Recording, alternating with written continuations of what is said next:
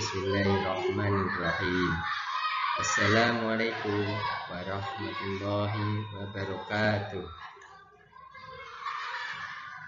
Alhamdulillah, pada kesempatan kali ini kita akan belajar membaca Al-Quran, yaitu surat Ad-Duha.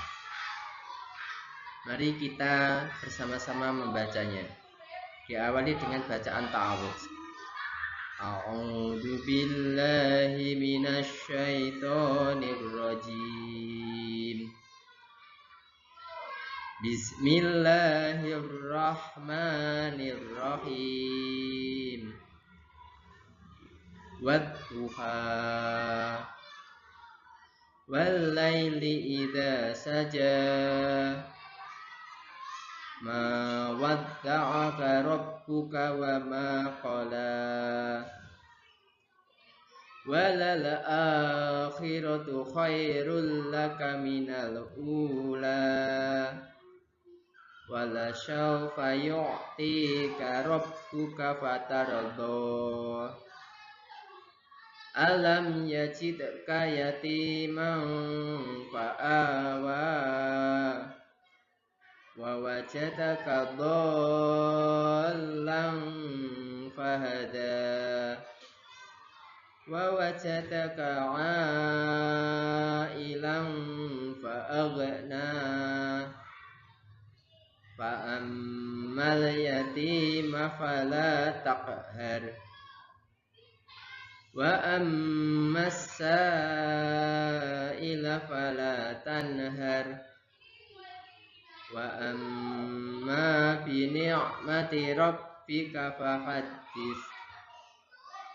Shadaqallahul azim. Alhamdulillah, kita sudah selesai membaca surah Ad-Duha. Di sini saya akan menjelaskan sedikit tentang isi kandungan dari surah Ad-Duha. Surah Ad-Duha adalah surah yang diturunkan Allah di kota Mekah. Maka ini tergolong surah Makkiyah. Nah, surah Ad-Duha sendiri terdiri dari 11 ayat ya, yang di dalamnya, dimana surah Ad-Duha ini diturunkan Allah SWT sebagai penghibur kepada Nabi Muhammad SAW, karena Nabi Muhammad SAW merasa sedih karena selama 15 hari tidak ada wahyu yang turun kepada Nabi Muhammad. Nah, selama tidak ada turunnya wahyu ini disebut dengan istilah fatratil wahyi atau masa kekosongan wahyu. Nah, dari masa kekosongan wahyu ini Nabi Muhammad merasa sedih, dan akhirnya Allah SWT menurunkan surah Ad-Duha untuk menghibur Nabi Muhammad SAW. Surah Ad-Duha, Allah telah berjanji dengan demi waktu duha dan waktu malam yang terdapat dalam ayat pertama dan yang kedua. Dan ayat yang ketiga, Nabi Muhammad, Allah menceritakan bahwa Allah itu tidak pernah meninggalkan Nabi Muhammad dan tidak membenci Nabi Muhammad. Jadi Allah itu selalu senantiasa mendampingi Nabi Muhammad SAW. Terus ayat keempat, Allah menjelaskan bahwa akhirat itu lebih baik daripada kehidupan di dunia ini.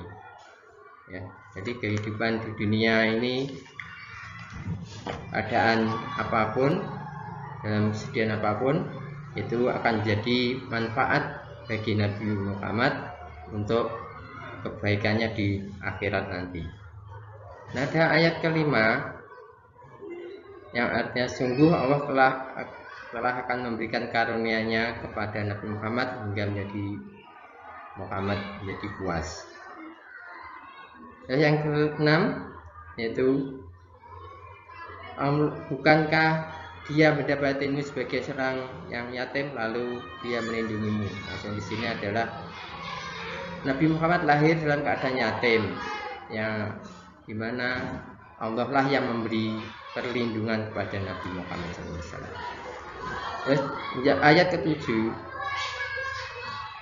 dan dia Allah telah mendapatimu sebagai seorang yang bingung lalu memberikan petunjuk.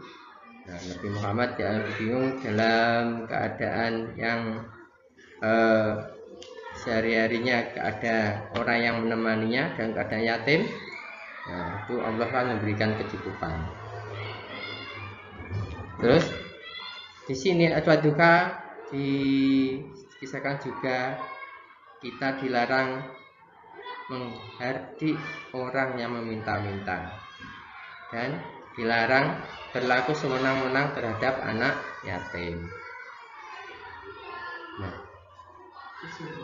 terus pada akhirnya surat Duha ini adalah surat yang penuh dengan pesan-pesan moral yang sangat relevan sepanjang masa. Nah, surat ini mengajarkan kita tentang keridhaan Allah SWT yang selalu ada di sekitaran kita. Pentingnya kesabaran, keutamaan akhirat itu lebih utama, kepedulian terhadap sesama manusia, dan pentingnya untuk selalu bersyukur atas nikmat-nikmat Allah Subhanahu wa taala. Nah, semoga kita semua dapat mengambil hikmah dari surat Duha dan bisa mengamalkan dalam kehidupan sehari-hari. Bila taufiq wal hidayah. Wassalamualaikum warahmatullahi wabarakatuh.